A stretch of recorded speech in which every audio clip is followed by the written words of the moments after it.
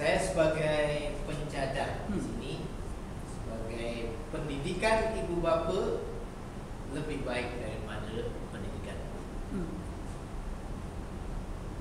Memang sudah sedia maklum bahawa ibu bapa lah yang mencorakkan, yang akan mencorakkan terhadap anak dia, bagaimana telah diterangkan dalam satu hadis yang berbunyi kullu mauludin, setiap sesuatu yang dilahirkan atau setiap anak yuladu dilahirkan alal fitrati, dalam keadaan yang fitrah, macam kertas putih.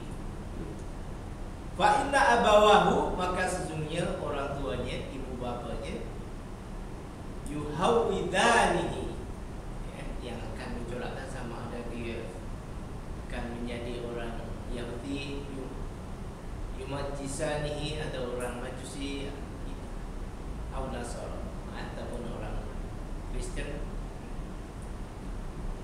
Dari situ menunjukkan bahwa orang tua lah yang akan menentukan tentang pendidikan anak itu. Maka boleh disebutkan bahwa anak ini akan ditentukan oleh ibu bapanya. Maka jangan salah anggap bila ada sekolah, ada pusat-pusat pendidikan ini, ibu bapa cukup mempercayakan dengan menghantar, dengan bagi orang mereka sudah selesai tanggungjawab dia. Tidak. Para pendidik, guru ataupun tempat-tempat pendidikan yang lain ini sifatnya hanya membantu sahaja. Maka kalau mereka, para ibu bapa, menghantar tanpa mereka mengambil kira macam mana cara belajar di sekolah, adakah dia betul-betul mengikuti apa yang diajarkan oleh cikgu dia, atau dia hanya bermain saja mengikuti kehendak ibu bapa. Ini bermakna ibu bapa tidak boleh melepaskan itu saja.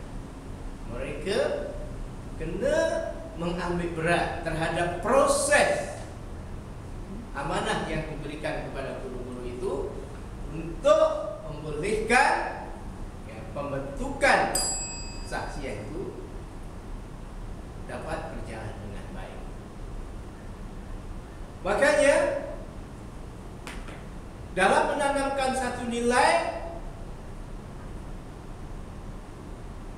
terhadap anak didik, terhadap anak ini, di situ perlu adanya keteladanan.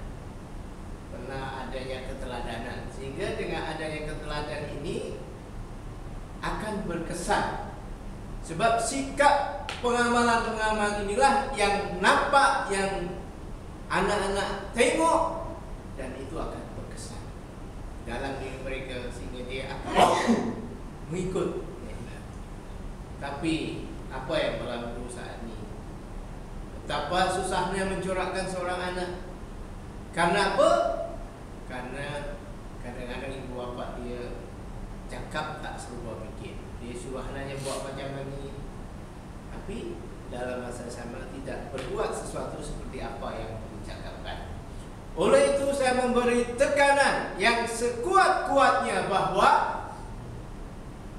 ibu bapa lah merupakan pendidik yang terbaik yang akan mencorakkan terhadap pembentukan sahsiah pada anak-anak berbanding dengan guru-guru ataupun pendidik-pendidik yang lain. Sekian, terima kasih.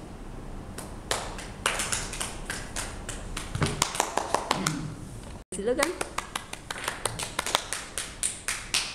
Salam sejahtera. Selamat petang.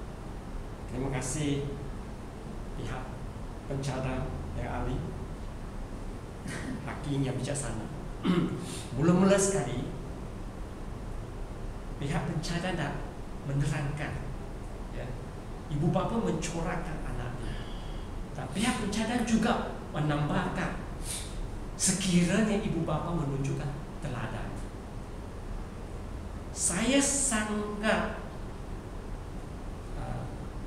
mencurigai bahawa ibu bapa dapat mencorakkan anaknya sekiranya ibu bapa sendiri tak teratur, sekiranya ibu bapa sendiri tak tunjukkan kepimpinan seperti yang pihak pencadang tadi sebutkan. Terima kasih. Ya. Sebenarnya saya ingin nak menegaskan, pendidikan guru lebih baik daripada pendidikan ibu bapa. Ini disebabkan seperti yang pencadang tadi sebutkan tadi, ibu bapa yang tak tunjukkan kepimpinan selalu kacabila tak menunjukkan harmoni dalam rumah sebenarnya lebih bahaya daripada alam di sekolah. Pasal di sekolah mempunyai kanak-kanak, mempunyai kawan-kawan yang lebih harmoni daripada di rumah. Kalau pencadang ada membaca banyak berita-berita yang telah tunjukkan kanak-kanak, anak-anak bunuh diri disebabkan mereka tak sanggup lagi hidup dekat keluarga yang tak aman, ibu bapa yang selalu berkelahi. Itu saya tak cerita tentang yang sudah berpisah, keluarga yang berpisah dan sebagainya. Jadi saya nak tegaskan dekat sini kepada pencadangnya, sebenarnya ibu bapa tak semestinya merupakan pendidik yang bagus untuk anaknya. Ini disebabkan saya nak cadangkan bahawa sememangnya lah guru merupakan pendidik yang bagus untuk anak. Kenapa saya cadangkan macam itu? Pertama, guru merupakan golongan profesional. Profesional dari segi mengasuh anak-anak. Kalau banding dengan ibu bapa, mereka tak dapat ilmu tentang macam mana nak mengasuh anak-anak dan sebagainya. Pertama. Kedua, ibu bapa sangat sibuk. Ada ibu bapa yang bekerja, ibu bekerja, bapa bekerja, langsung tak pedulikan anak, sampai anak liar dan sebagainya. Tetapi hanya golongan guru lah menjadi penyelamat untuk mereka. Ini disebabkan disiplin yang guru belajar ini. Mereka belajar dari segi psikologi, mereka belajar dari segi akademik, mereka cuma dari segi akademik. Mereka faham sahsiah tingkah laku setiap anak-anak. Mereka tahu guru yang sangat dedikasi akan sampai menyelami jiwa kepada kanak-kanak. Dan mereka tahu jenis kanak-kanak macam mana harus dilayan macam mana dan sebagainya. Kalau pencadang kuat membaca buku dan sebagainya, pencadang akan dapati ramai pemimpin bila mengatakan di sebalik kejayaan mereka, mereka selalu mengenangkan bahawa guru sekian-sekian yang sedang mengajar saya begitu dan sebagainya. Jadi sekali lagi saya tekankan dekat sini, sebenarnya pendidikan guru ada lebih baik daripada pendidikan ibu bapa. Terima kasih. Terima kasih apa yang disampaikan oleh pembangkang tadi. Saya nampak di situ ada pemisahan antara ibu bapa dan juga guru atau pendidik. Tadi pembangkang menyampaikan bahawa kelebihan-kelebihan seorang guru dengan nilai-nilai profesionalnya. Tapi yang perlu saya tekankan bahawa tentang keberkesanan, tentang kebaikan ibu bapa lebih berkesan berbanding guru dari segi konsep tanggung jawabnya. Jadi ibu bapa kenapa lebih berkesan? Karena mereka mempunyai cakupan yang lebih luas, bukan hanya diri dia sendiri, tapi meliputi ataupun dibantu oleh guru. Jadi guru ini merupakan bahagian daripada ibu bapa. Jadi ibu bapa lah yang lebih menentukan, yang lebih berkesan, sebab daya usahanya dia lebih luas, bukan setakat di sekolah, melainkan dia di rumah, dan juga di sekolah. Tapi kalau guru macam mana orang tua mendidik di rumah, dia tak akan tahu macam mana. Itu kekurangan guru.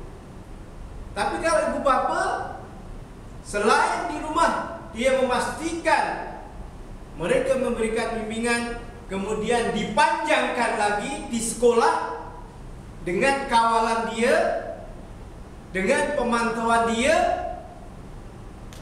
maka disinilah sebetulnya keberkesanan ibu bapa dalam mendidik itu.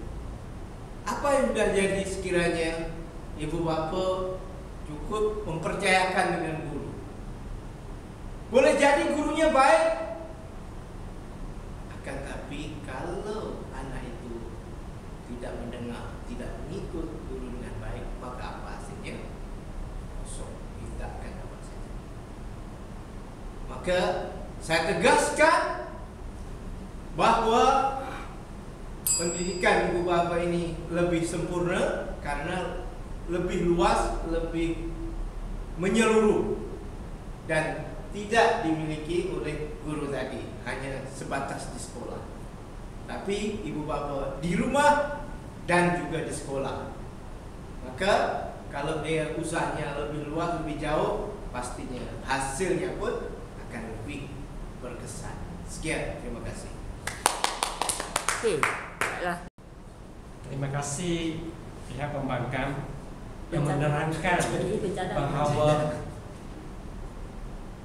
ibu bapa lebih memberikan keberkesanan dan kebaikan kepada anak-anaknya, termasuk juga tanggungjawab sebagainya. Saya langsung tak setuju dalam aspek ini. Ini disebabkan ramai ibu bapa yang memang mengecewakan saya. Mereka memang menyerahkan 100% kepada ibu bapa, kepada sekolah dan sebagainya. Ini disebabkan kesibukan mereka bekerja.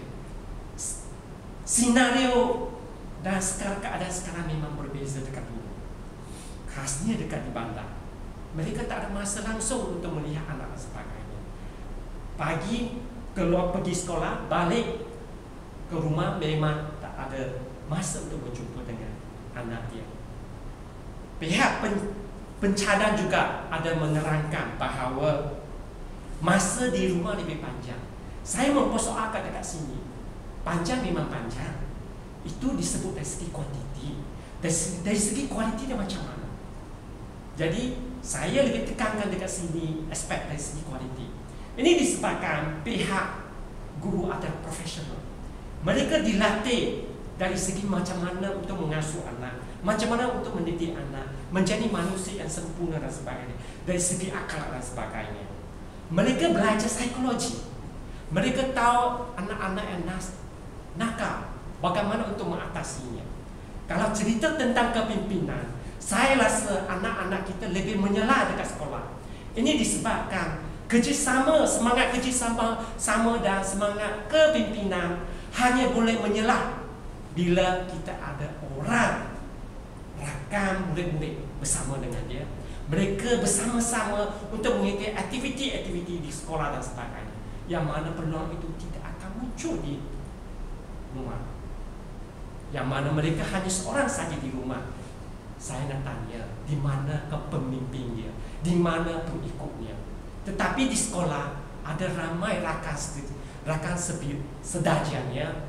Jadi dengan ada dia melalui interaksi, komunikasi dan sebagainya, mereka pandai berpetak, sama ada bahasa Malaysia, sama ada bahasa Inggeris dan sebagainya.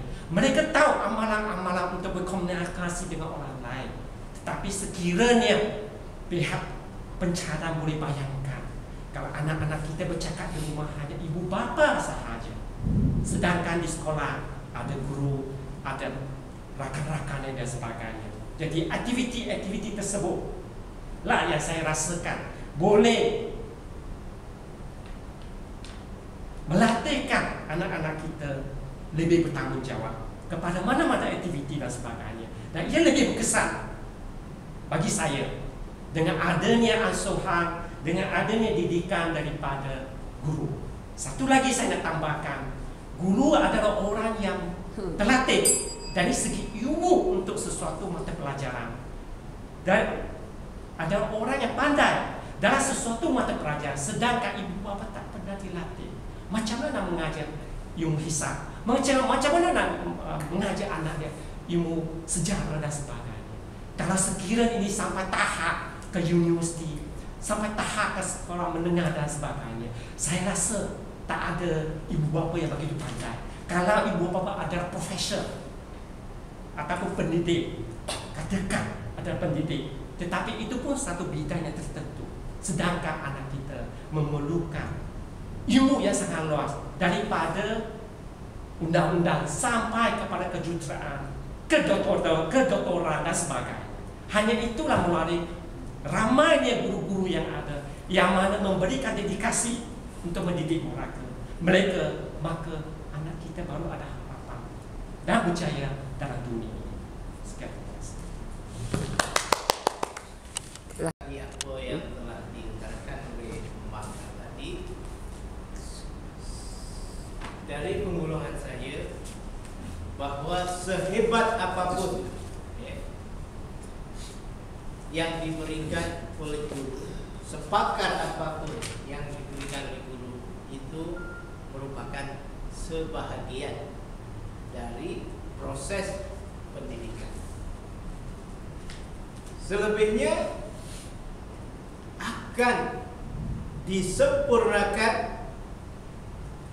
oleh ibu bapa.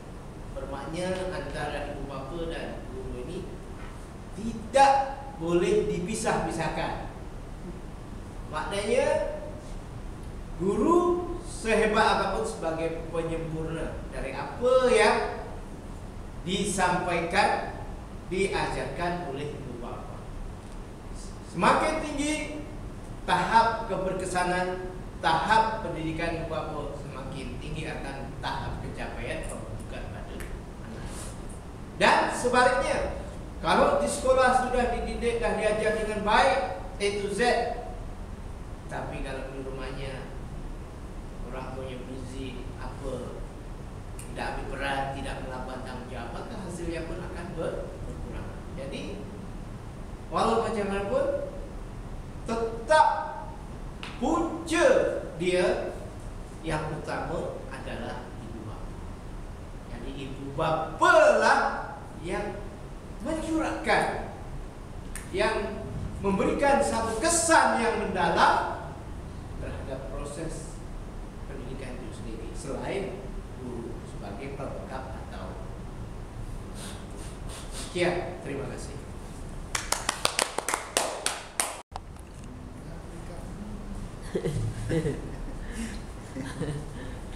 Terima kasih pihak pencara. Walaupun pihak pencara menegaskan bahawa ibu bapa ada dia penting daripada guru, saya dekat sini, saya ingin menegaskan bahawa sebenarnya guru ada lebih penting daripada ibu bapa dari segi soal pendidikan. Ini disebabkan yang pertama sekali seperti yang saya tadi sebutkan, ialah golongan guru adalah golongan profesional. Mereka memahami jiwa setiap kanak-kanak atau murid-murid yang ada. Mereka tahu cara untuk melayan dan mengasuh anak dia. Sedangkan ibu bapa, walaupun mereka bersama dengan anak dia lebih lama, tapi ini tak memastikan kualiti itu ada.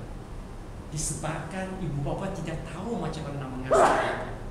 Yang paling penting ialah, bagi saya ialah, kita tak kira lama tak lama.